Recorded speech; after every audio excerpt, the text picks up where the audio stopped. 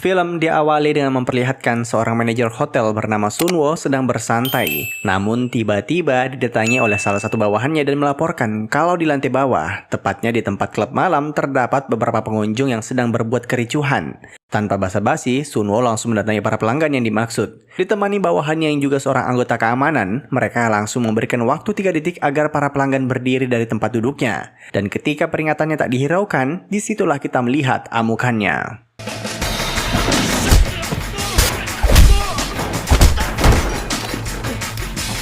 Keesokan malamnya, Sunwo diajak bosnya yang bernama Mr. Kang untuk makan malam. Mereka berdua berbincang dengan sangat akrab. Tak heran karena selama 7 tahun, Sunwo sudah menjadi orang kepercayaan bosnya. Di tengah percakapan, salah satu bawahan Mr. Kang tiba-tiba ikut nimbrung. Pria ini bernama Wunsuk. Dari gelagatnya, kalian sudah bisa menebak kalau orangnya kurang bertanggung jawab. Kericuhan semalam di klub juga tak luput dari tugasnya, tapi ujung-ujungnya harus Sunwo yang bereskan. Maka dari itu, Mr. Kang sangat marah dan mengusirnya keluar. By the way, sebenarnya Sunwo diajak makan malam karena bosnya punya permintaan yang penting sekaligus agak tabu untuk dibicarakan. Di mana ia bilang kalau dirinya memiliki seorang gadis simpanan. Umurnya masih sangat belia dan cantik bukan main. Namun ia curiga belakangan ini dirinya diselingkuhi. Nah, rencananya Mr. Kang akan melakukan perjalanan bisnis selama 3 hari ke depan.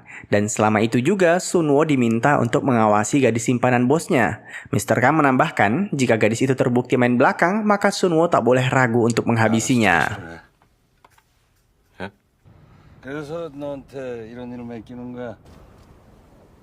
Keesokan harinya, untuk perkenalan awal, Sunwo datang ke rumah selingkuhan bosnya dengan membawa sebuah paket. Gadis ini bernama Heso. Dan bisa dilihat dari parasnya kalau Heso dan bosnya terpaut umur yang cukup jauh. Mungkin itulah yang membuat Mr. Kang tergila-gila, bahkan sering membelikannya berbagai hadiah. Anyway, Sunwo menyampaikan kalau ia diperintahkan bosnya untuk menjaga Heso selama 3 hari ke depan.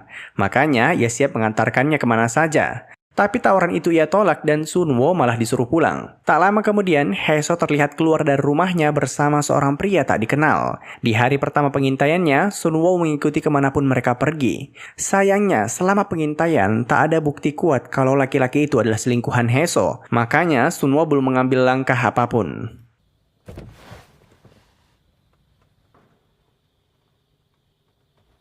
Di lain sisi malam itu, Sunwo diajak bertemu oleh Monsuk.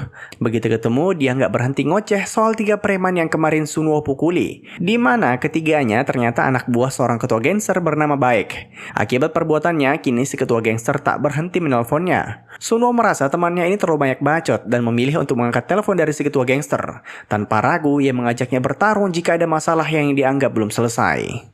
Baek yang merasa terhina akan telepon tadi melampiaskan emosinya dan menyiksa salah satu anak buahnya. Sedangkan Munsuk yang tadinya banyak bacot kini hanya bisa terdiam.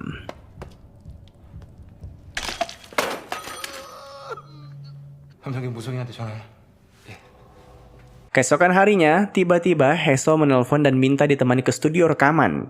Di tengah jalan, mereka berdua sempat singgah untuk makan siang. Saat itu, Heso tak berhenti melontarkan pertanyaan yang bersifat personal. Ia terlihat sangat penasaran dengan Sunwo yang kebetulan sosoknya sering disebut Mr. Kang sebagai tangan kanannya yang bengis. Berulang kali, Sunwo berusaha mengelak. Ia juga terlihat sedikit malu-malu karena ini pertama kalinya jalan bersama seorang wanita. Karena selama ini, Sunwo menghabiskan waktunya hanya untuk bekerja. Singkat cerita, siang itu Heso melakukan rekaman di sebuah studio musik. Ia bermain cello dengan sangat indah dan membuat Sunwo tak bisa mengalihkan perhatiannya.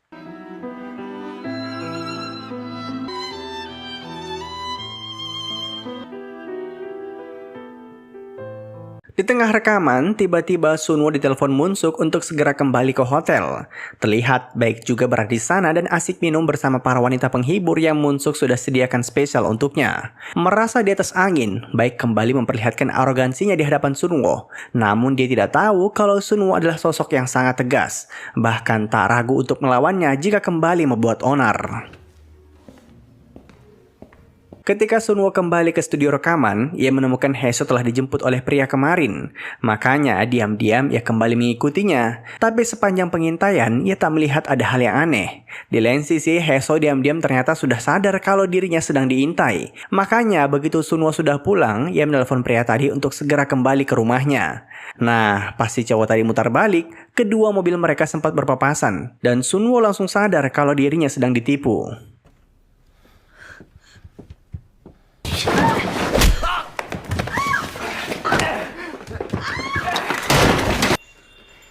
Seandainya Haeseo tak melindungi kekasihnya, mungkin pria itu sudah mati. By the way, karena sekarang perselingkuhannya sudah terbukti, Sunwo kemudian berencana untuk melaporkan hal ini ke bosnya. Tapi kemudian ia teringat, kalau seandainya bosnya tahu, pasti Haeseo akan dibunuh. Dan bisa saja Sunwo sendiri yang diminta untuk membunuhnya. Karena tak sanggup untuk melakukan hal itu, ia pun memilih untuk memaafkan kesalahannya. Tapi sebagai gantinya, ia harus berjanji kalau hubungan mereka berdua berakhir sampai di sini. Anggap saja perselingkuhan Haeseo tak pernah terjadi.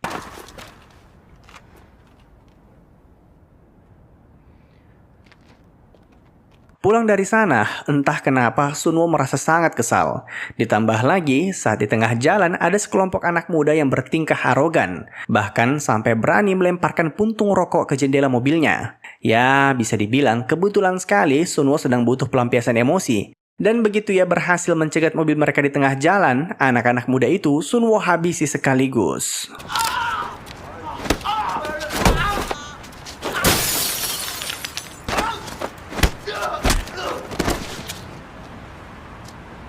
Malam itu masalah seakan tak ada habisnya, karena begitu sampai di parkiran apartemen, Sunwo menyadari kalau ada orang yang ingin membunuhnya. Merasa sudah sangat lelah, ia pun mengajak lawannya untuk segera bertarung. Tapi ternyata orang asing ini adalah utusan baik, di mana ia diminta untuk menyampaikan sebuah pesan. Singkatnya, Sunwo diminta untuk segera meminta maaf, dan jika tidak, nyawanya akan segera dihabisi. Tapi bukannya minta maaf, Sunwo malah membalasnya dengan penghinaan. 사과하라. 그냥 가라. Keesokan harinya, Mr. Kang tiba dari luar kota. Ia pun langsung menemui gadis simpanannya. Sepanjang pertemuan, Haeseo terlihat ketakutan. Mungkin trauma setelah melihat pacarnya kemarin dipukuli. Jadi setiap akan dibelai, ia berusaha menghindar. Tapi tingkahnya itu tentu membuat Mr. Kang langsung sadar kalau ia sedang menyembunyikan sesuatu. Di waktu yang sama, malam itu Sunwo tak bisa tidur. Dan di tengah kesunyian, tiba-tiba beberapa orang tak dikenal berhasil memasuki apartemennya.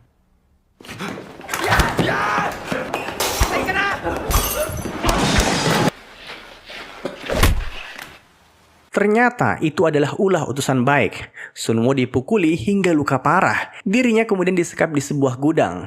Tak lama kemudian, Baik bersama anggotanya muncul. Tanpa basa-basi, mereka mulai mengeluarkan berbagai senjata tajam untuk mulai menyiksanya hingga tewas. Namun saat baru saja akan dieksekusi, tiba-tiba Baik mendapat perintah untuk segera membawa Sunwo ke sebuah tempat. Dan begitu sampai di sana, kita dibuat terkejut.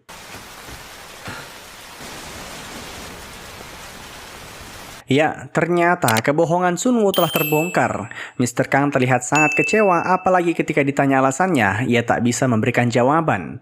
Mr. Kang bahkan sempat memberikan kesempatan kedua, di mana ketika ia sudah pergi dari lokasi, ia kembali menanyakan alasan Sunwo berkhianat melalui telepon. Dan mau tak mau, Sunwo mengatakan kalau dirinya sudah mengambil tindakan yang ia rasa tepat, dengan cukup menghajar kekasih Haeseo dan tak perlu sampai membunuhnya.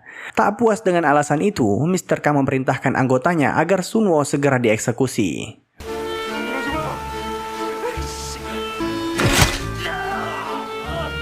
Tak hanya jari tangannya dipatahkan, Sunwo bahkan dikubur hidup-hidup. Untung saja tanah yang dipakai untuk menguburnya tidak terlalu padat akibat hujan. Namun itu memang sudah menjadi tujuan penyiksaan ini, di mana mereka masih membiarkannya hidup sampai Sunwo mau mengatakan alasan sebenarnya. Munsuk terlihat sangat menikmati tugasnya, hingga akhirnya Sunwo kembali diberikan sebuah ponsel untuk menelpon bosnya, dan kali ini ia diberi waktu 15 menit untuk mengambil keputusan apakah akan berkata jujur atau mau dikubur kembali. Namun bukannya menelpon Mr. Kang, Sunwo malah mempersiapkan aksi balas dendam.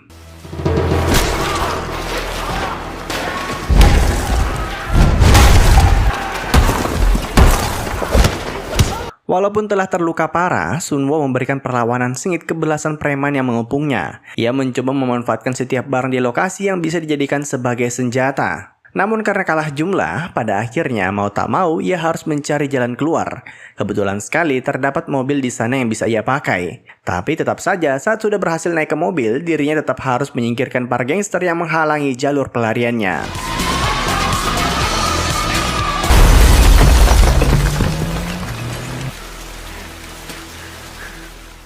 Mr. Kang sempat marah pas tahu kalau Sunwo berhasil kabur. Tak main-main, demi menangkapnya kembali, ia sampai meminta bantuan seluruh ketua gangster di kota. Di lain sisi, Sunwo tak lama kemudian mulai merencanakan aksi balas dendam. Dimulai dengan menemui seorang pedagang senjata ternama. Tapi untuk bisa membeli senjata, Sunwo harus berpura-pura dengan menggunakan identitas selamanya. Belum lagi ketika barang itu sudah di depan mata, Sunwo malah diharuskan bisa market ulang senjata yang akan ia beli. Namun di tengah transaksi, tiba-tiba identitasnya terbongkar dan akhirnya...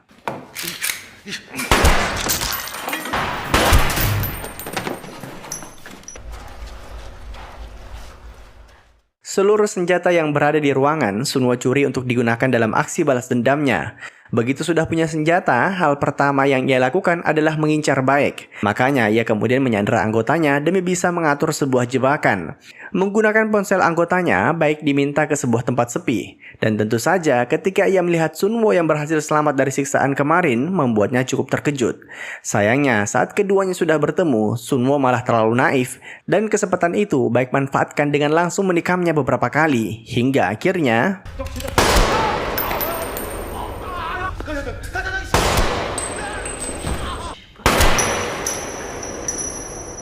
Di waktu yang sama, adik dari pemilik toko senjata dibuat kaget dengan kematian kakaknya. Kebetulan sekali di tangan kakaknya masih terdapat kartu nama Sunwo. Dari sana ia pun mengatur rencana pembalasan dendam. Sedangkan Mr. Kang saat ini sedang mengadakan acara makan malam bersama para ketua gangster di hotel. Makanya Sunwo langsung ke sana dan ia berhasil masuk melalui pintu belakang tanpa diketahui oleh siapapun.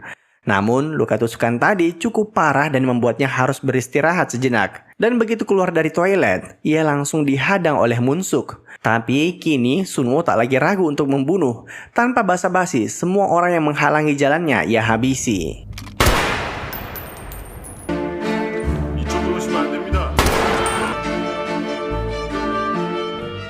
Ketika Mr. Kang melihat Sunwo memegang pistol, ia pikir dirinya hanya menggertak. Tapi ternyata ia tak ragu membunuh bodyguard yang berusaha menghalanginya. Di sini, Sunwo kemudian mengatakan semua kerisauan di hatinya, di mana ia masih tak percaya bagaimana bisa Mr. Kang sangat tega mencoba membunuhnya hanya karena perkara sepele.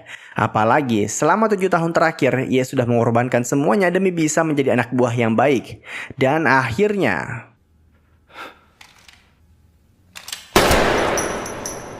Di waktu yang sama, anak buah Baek muncul di lokasi dengan membawa senjata. Walaupun tadi terkena tembakan, untung saja Sunwo masih mampu memberikan serangan kejutan. Aksi saling tembak pun tak terhindarkan dan karena melawan banyak orang, Sunwo sempat tersudutkan. Tapi di saat itulah ia memberanikan diri untuk tetap maju. Lagi pula, luka di tubuhnya sudah tak mungkin bisa diobati. Jadi ia tak peduli lagi jika harus kembali terkena tembakan.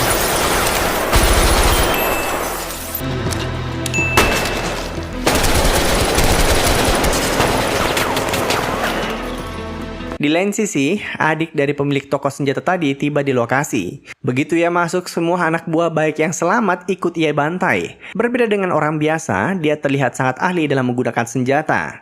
Dan karena dirinya tidak tahu yang mana sosok Sunwo, jadi dia berpikir untuk sekalian membantai semua orang yang berada di lokasi. Sunwo sendiri sudah dalam kondisi sekarat. Di akhir hidupnya, ia sempat menelepon Heso, sekedar ingin mendengar suara merdunya. Tak dipungkiri, diam-diam ternyata ia menyukai selingkuhan bosnya. Namun dirinya sadar kalau itu semua hanyalah mimpi yang tak akan mungkin bisa ia gapai. Sebelum memulai aksi balas dendamnya kemarin, diam-diam Sunwo juga memberikan kado buat Seho, sebuah lampu tidur yang sempat ia lirik ketika mereka berdua jalan-jalan di mall. Tapi pada akhirnya, tak ada akhir yang bahagia bagi seorang tangan kanan ketua gangster.